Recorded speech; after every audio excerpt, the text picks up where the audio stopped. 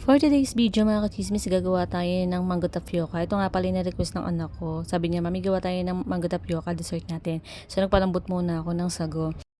Ayan, dahil malamig na nga siya, huhugasan natin siya ngayon. Tapos ibababad ko siya sa tubig para umalsa pa siya.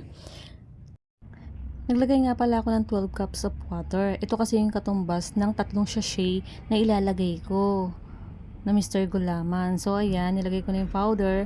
Mekos-mekos natin yan para hindi magbuo-buo. Pagkatapos, high fire ko na para mas mabilis na kumulo. Yan, mekos-mekos lang. Pagkatapos, kukuha tayo ng pandan leaves.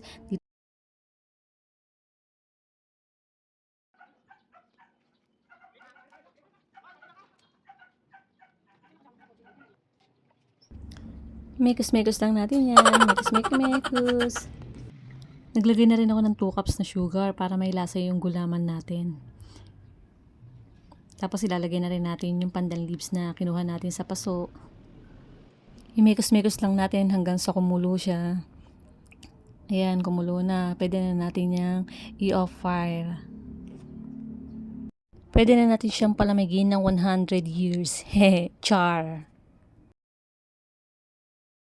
Ita-transfer ko na siya ngayon sa stainless na bowl. Tapos sasalain ko para masala ko yung mga buo-buo niya. Para hindi kami makakain ng natadikoko o kaya kao. Huh? I-release ulit natin siya 100 years. Ginagawa mo!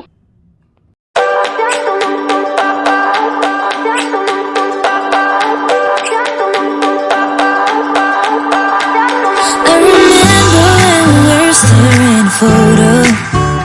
Don't forget the way you look me in the eyes. And I keep you in my heart.